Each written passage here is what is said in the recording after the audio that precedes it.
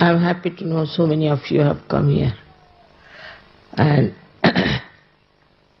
I feel this is a very important puja, not only for Australia, but for the whole world. Because it has the greatest message, which we have actualized now in Sahaja Yoga. We have to understand the message of Christ.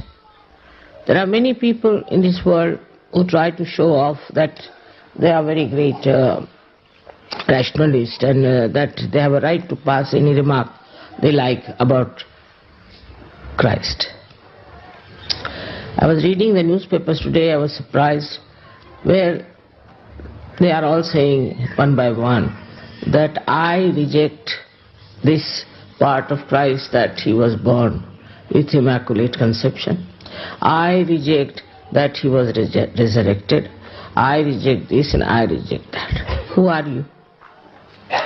Because you can write, because you have a flair, how can you say such things? Just without finding out.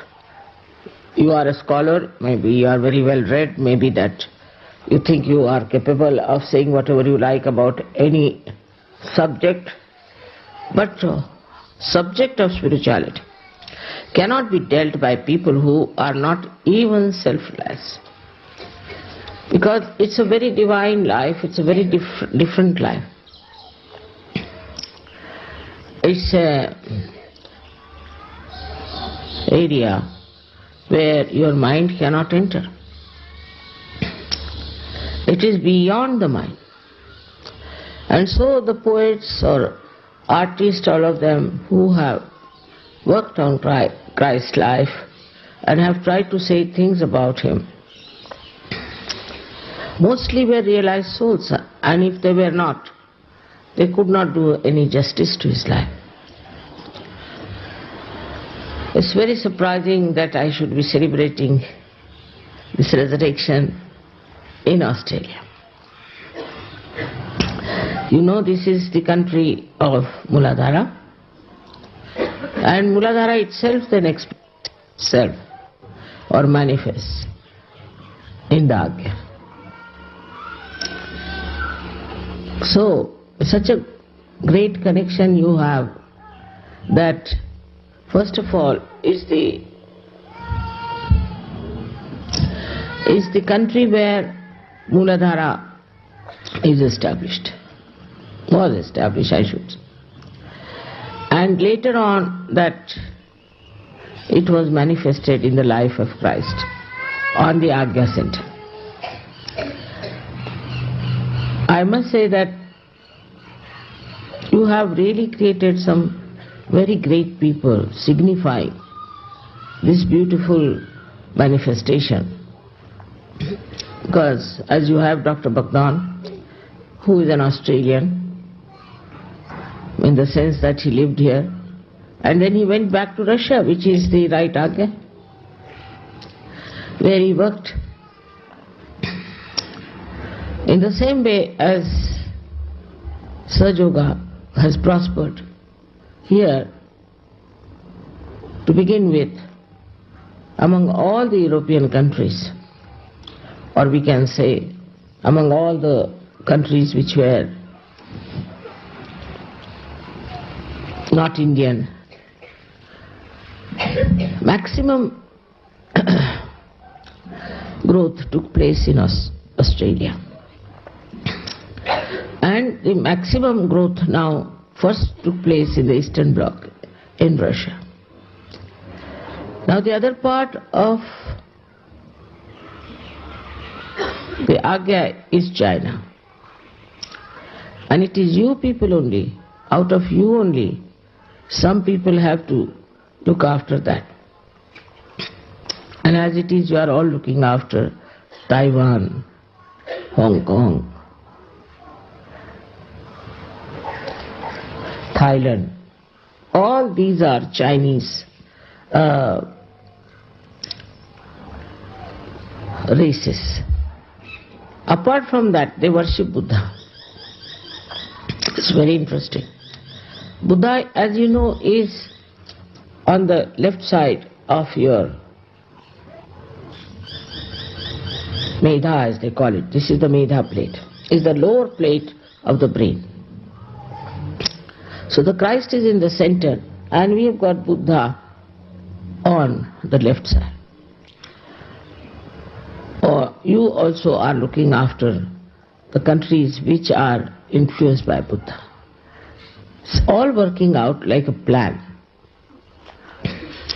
Perhaps you are not aware of it, that we are all people belonging to one Virata, and that our needs or our work, all of them have great significance and connection. About Australia, there's a myth in India that there was a big saint and he was very good, but somehow he made some mistakes, or maybe lots of mistakes. So God cursed him and said, you better go away from India. It was connecting India and Africa. So the land was brought down to this point. He gave him the land, God, and he said, now you resurrect this land and make something out of it. And this star is called as this Trishanku, which is your southern cross.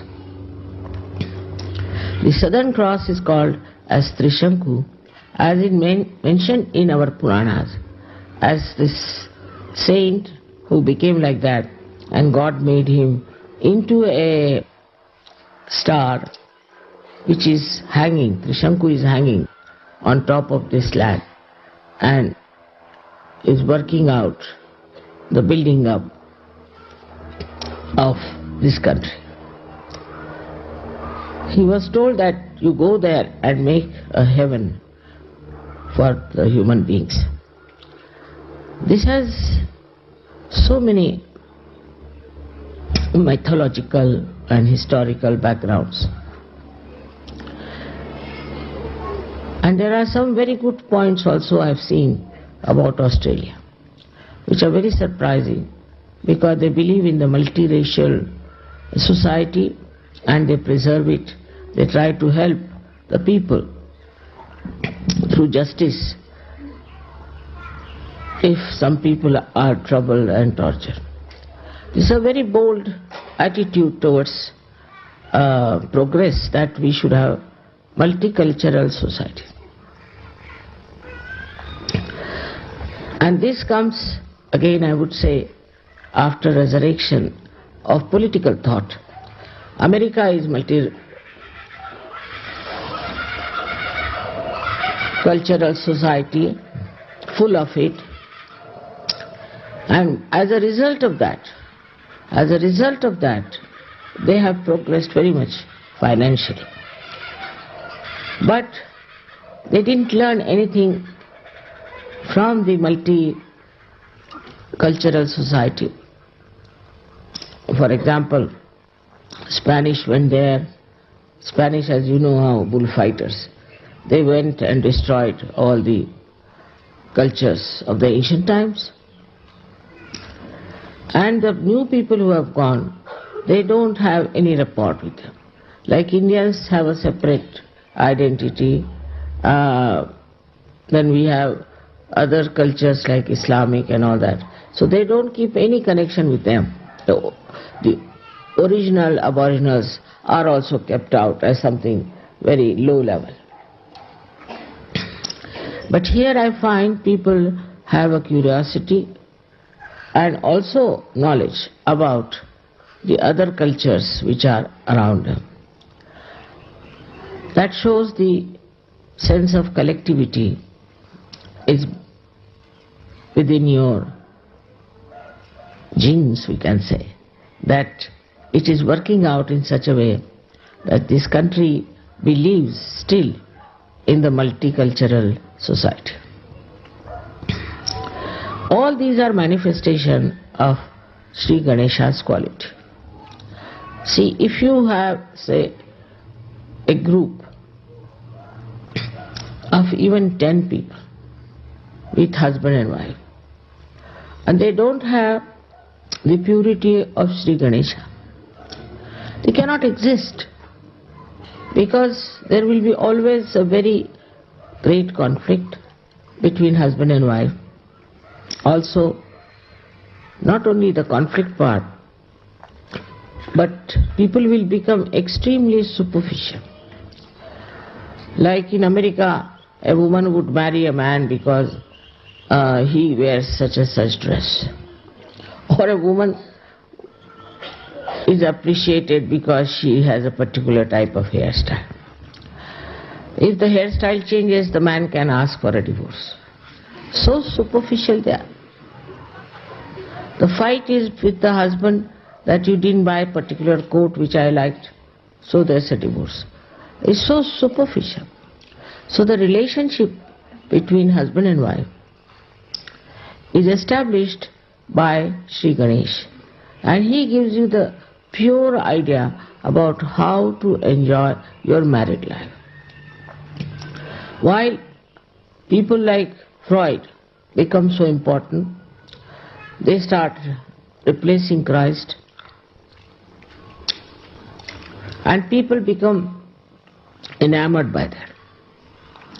Because human beings, if they know that in potential state they are all divine, they all have to become divine, and not to go down to the level of animals, even worse than that.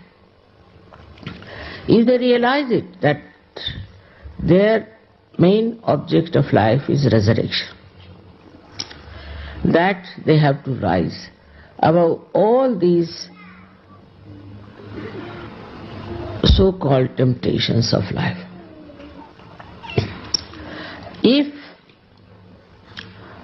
they know this potential, then they have to believe in it also,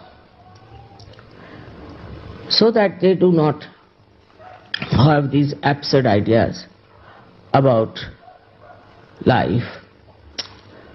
As a human being, Christ came. He came as a human being, but he was not a human being. He was divine. Absolutely, he was nothing but Omkara. That's why he could walk on the water. There was nothing materialistic in him, you can say, no matter in him. If there was any matter, he could not have walked on the water. But if people start discarding all these facts about his birth, about his walking on the water and all that, then what is left of Christ I can't understand. Now this message of resurrection is very important, but what you find that as you get 3 days holidays, people are just doing what one should not do. They have gone to some places, maybe with their wives, may not be with their wives, with anybody, into some sort of a rubbish, and they enjoy things which cannot be enjoyed by anybody who is a realized soul. So we have to know ourselves that now we have got our realization, we've got it. Not that it is in a potential state, but it is in a kinetic state. So for us, Christ should be a model, what kind of life we should live. In those days of Christ, there were no aeroplanes, there were no cars, nothing. But he went from places to places and talked to them about spiritual life. The people were not yet evolved. They were not mature enough. So he could not give them realization, but he talked about dharmic life. He went to the extreme of the 10 Commandments, that he said, not only that you should not do adultery, but you should not even have adulterous eyes, pure eyes. Now, how is it possible? When you see Christians and Christian nations, they suffer from this disease of not having at all clean eyes. There's a kind of a lust and greed in the eye, and they are not ashamed of it. Thank God, Sahaja Yogis all over the world have changed so much, transformed so much. They have become so beautiful that this problem we don't have. And if somebody has it, we want that person to get out of Sahaja Yoga till they cure themselves and come to normal. The main problem of the Christian nation is that they have become too much mental. Even sex they do mentally, in the sense they flirt. The eyes are so much all the time looking at something and reacting to it. They cannot witness anything. Anything they see, they start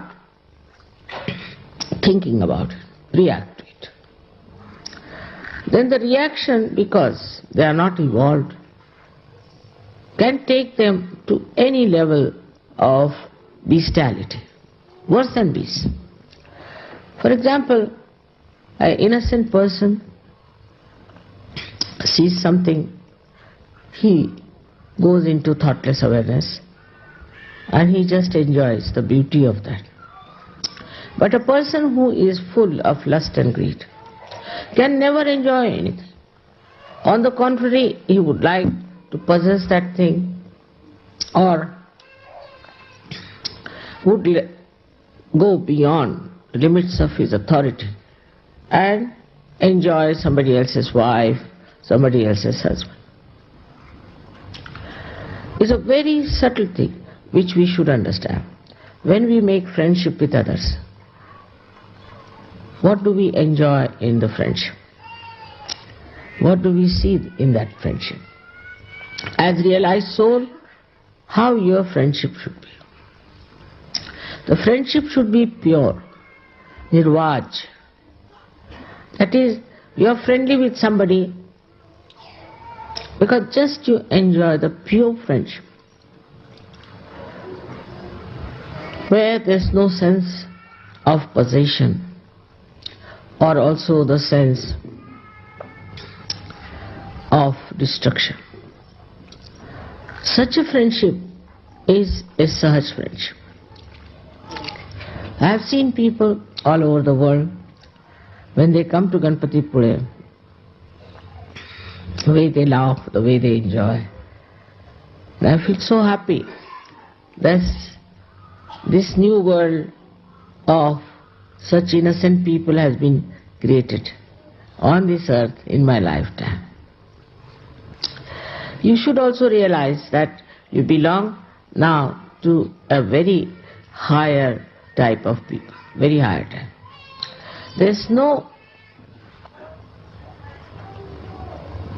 justification for any Sahaja Yogi to indulge into such dirty stuff, because he is beyond it. He has developed a new sense of beauty and cleanliness. He cannot bear anything which makes him look like a person who goes towards all kinds of filthy things. This is a speciality which you have got it, which was potentially within you, and despite the atmosphere in which you lived and you saw, you just got out of it and became like beautiful lotuses in the pond of filth. And these lotuses themselves can give such a beautiful fragrance to others that they can make the whole pond fragrant and beautiful. So the responsibility on you is much more than I would say on Christ, because Christ was divine. I was asking them to get Devi Mahatmya if possible, that he described as the son of Lord Krishna and Radhaji, and that he has been given a special power and is called as the support of the universe. Just imagine, Mooladhar. He is the support of the universe. And the birth is described in a beautiful way that first he was created like an egg. This purity, this auspiciousness was made into an egg. That's why during Easter you people give eggs to friends. Now this egg was nicely also kept for ages, and then it was broken into two. The first one became Sri Ganesha, and the second one, which evolved fully like an egg when it is evolved and is fully mature, the second one was Christ. You may say that how is it one egg has two forms? I must say these are divine happenings. They are very different from what we see in the mundane world. Now this egg, the second part of it, became a child, and he was crying for his father. All his life Christ talked for his father, and when he knew he will be crucified, he prayed to his father, saying that, "O Father, save me from this cup of crucifixion." He prayed. And if you see his two fingers, these two fingers are always out. Expression of his blessing. This is the one which stands, as you know very well, for Sri Krishna, and this one for Vishnu. So always he showed these two fingers. There are so many things by which we can, as Sahajogis, find out how Christ has been ruling throughout. He is not dead. His body might have been perished in Kashmir, as they say, but he was the spirit. And the spirit that was in him was a living, eternally living, great personality. We may say that he might have had little bit of, we can say, the human aspect to camouflage himself. After all, spirit just cannot come in. And that might have been dead, that part, that camouflage that he was using. In divinity, as Ganesha is pure, he is absolutely beyond any kind of contamination. Other incarnations who came on this earth, they had to do many things. Like Sri Krishna had to go in the war of Mahabharata. Rama had to go in the jungle to deal with people.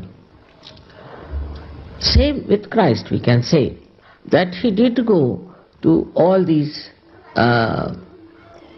places, but he never behaved like a human being. Others did. Sri Rama cried a lot, wept a lot for his wife. Then Sri Krishna married so many times because they were his power, so he married them. So though they were incarnations, they had to very much do the things which human beings do. Christ was never married. He never wept, as far as we know, except when he was praying to his father. He just asked that if you could remove this cup from my mouth, I'll be very happy. So it's shown in his character But he came on this earth as a divine personality, lived as a divine personality, and died as a divine personality. I think that way it is much easier to be. Because you are a divine person, you come, give some sermons, lectures, this, that, and just go away.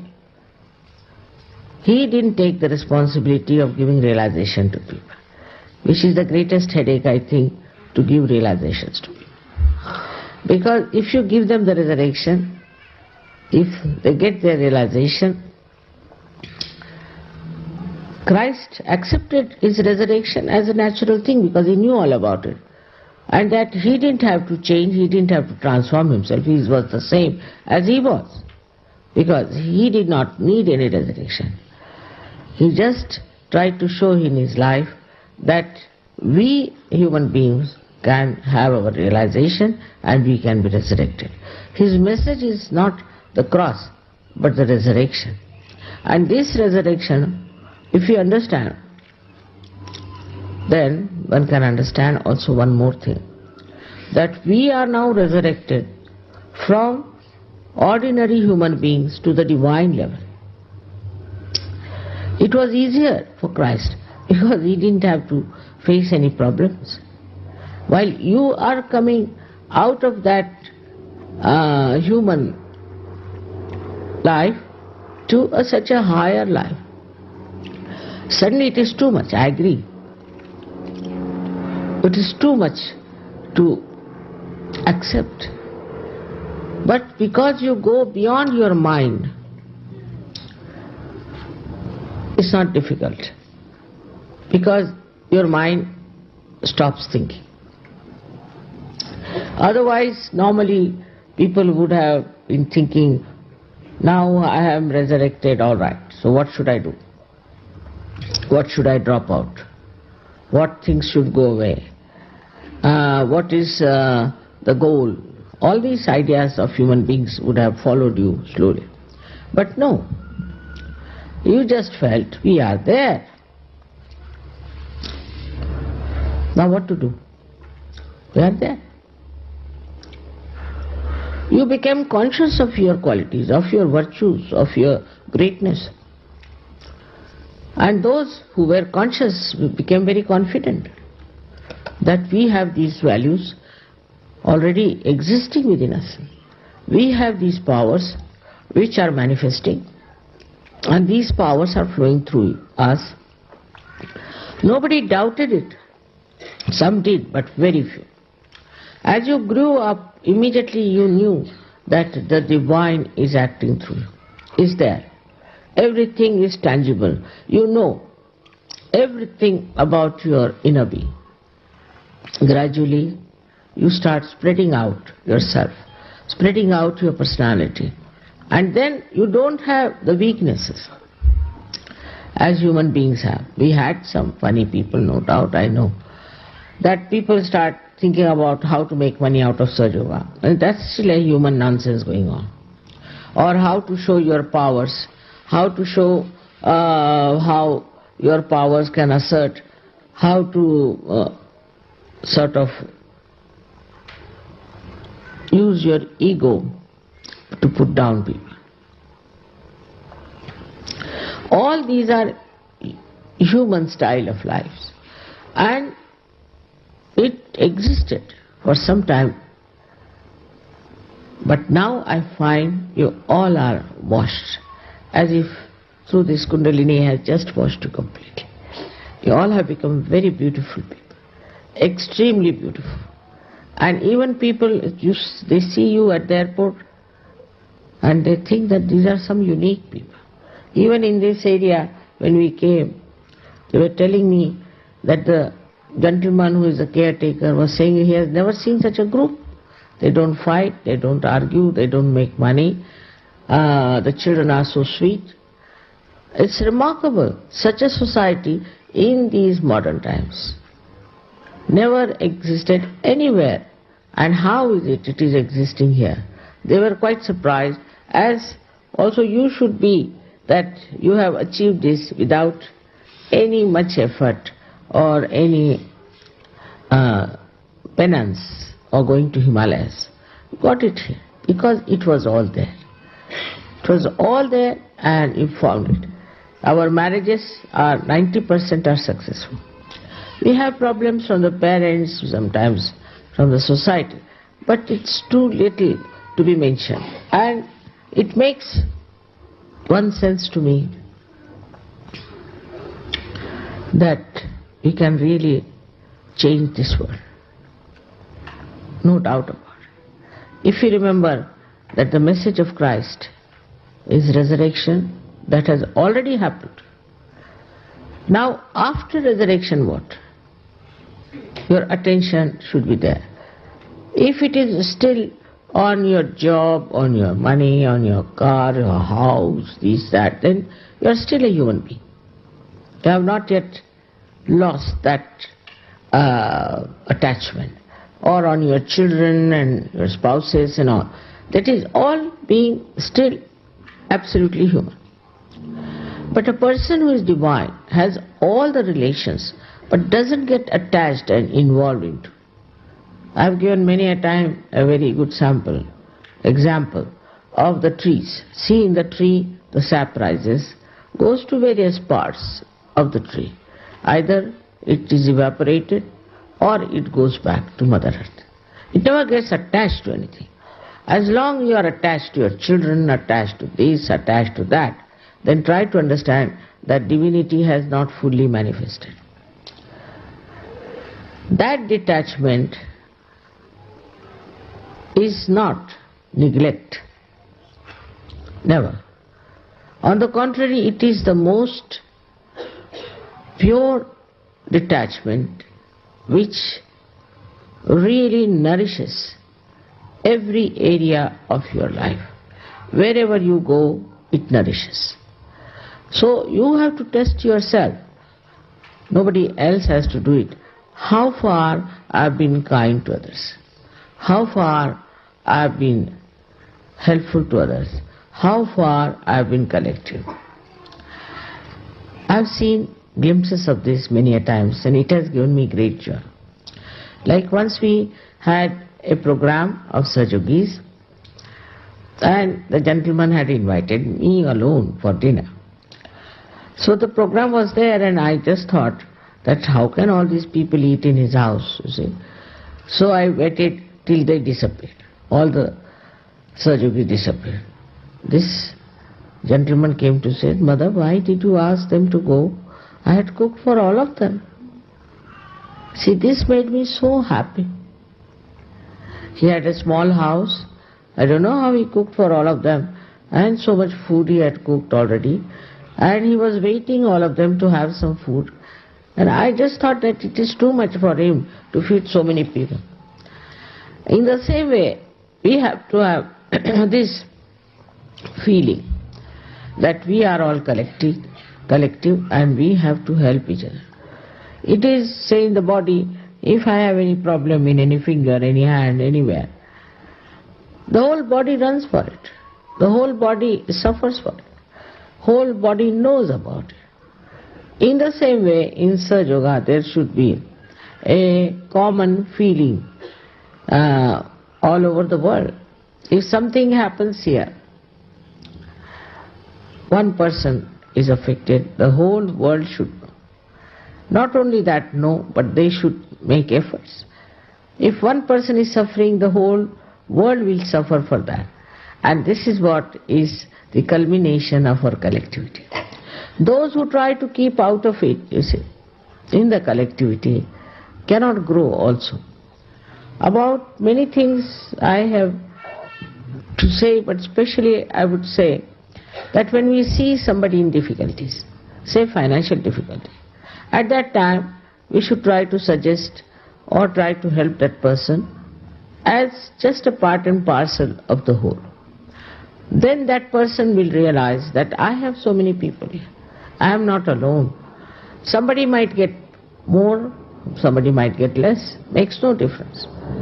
But the activity of the collective should be such that you should feel that oneness, that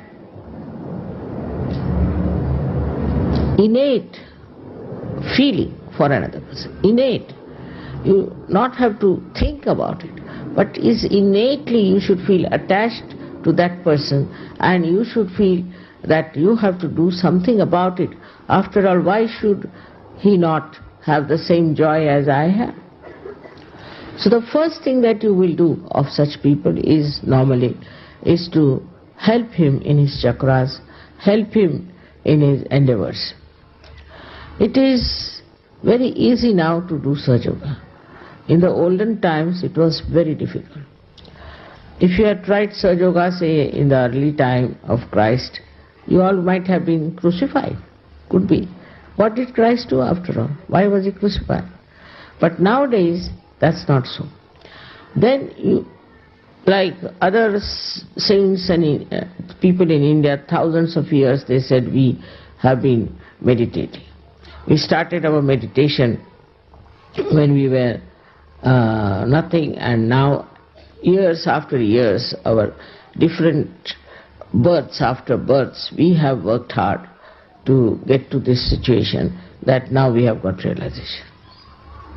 You don't have that problem. There's no problem at all, except for one, that you have to have full assessment of yourself, that you are the pure spirit, and that you are in the kingdom of God. Just like Christ, it did not matter to him. He had to oppose something that was wrong, he did it. When he had to support something was destroyed and saved, he did it. He had nothing to do with Mary Magdalene. But when people started stoning her, he went and stood before her. And he said, those who have not committed any sin can throw stone at her. See, this courage, this confidence was in him because he was a divine personality, because of divinity. But you have become divine. In a way, you know better about life than he knew, because he never touched all these points that you have touched, from what problems you have come out. So you should have much more understanding for people who are not in Sahaja Yoga or who want to come to Sahaja Yoga. Like as soon as they come to any program, you should not start saying, you are a bhoot, you are that. You were a bhoot before you came here. Quite a big bhoot. If you ask me, I can tell you. But when you realize what is your importance, now you have become qualified. You know everything about it. When you know that this has happened, then try just to follow few rules about Sahaja Yoga. It's very easy for you to follow because you are divine, no problem. No problem. You can follow it very well. But don't yield to human pressures that still linger in you or maybe in the society. You keep to your own style, to your own behavior, and you'll be amazed that the rest of the world will worship you. Not hang you, but worship you. In your lifetime it's going to happen. But try to understand that you are being resurrected for a purpose. And that purpose is to transform this world into a beautiful place, for which all of you should, with full attention, with full understanding about yourself, about your responsibilities, should jump into it. Australia has a special responsibility. As I told you, some are so over-responsible and some are not at all. I can't understand why it is so. Why is it happening like that?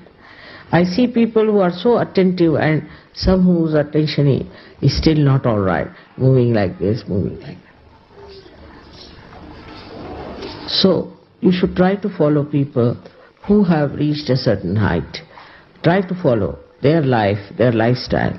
And then you will be amazed that you can do it very easily because you are mature. It's like, I've said that we are like an egg and it has to be hatched once you are mature. But some chicks come out and just start walking nicely. With little legs, you see them very nicely walking towards the mother. And the others are still there covered with all kinds of filth on them and not able to walk. And then these ones who can walk, just bring them, you see, they poke them with their beaks and say, come along, come along, come along. And they bring it to the mother. It's very interesting, you must watch them. This Easter has a great meaning that we are now newly born jakes and we have to now follow a new path. It's a very simple path, but still we are conditioned, so we are afraid maybe, or we have an ego, whatever it is. So drop out all these things, just humble down and just start walking on this path of Sahaj. And one day Australia should be able to cover the whole world. I can't see why not. After all, you are the Muladhara, and the Muladhara must play its own role as the wisest people. Wisdom is the power that you get from Sri Ganesha. So you have to be wise, absolutely wise, and know that you have been seekers. You didn't get it because I asked you or we paid you or anything, but you were seekers struggling to know the truth, and that's how you got it. And once you have got it, you should establish it fully in your life and also in the lives of others. Let others also feel that this gentleman is very unique or this lady is very unique. She's very different. She's not selfish, she's not cunning, she doesn't manipulate. But somehow by her character, by her nature, she is trying to create light for us and enlighten our path, enlighten the path of others. May God bless you.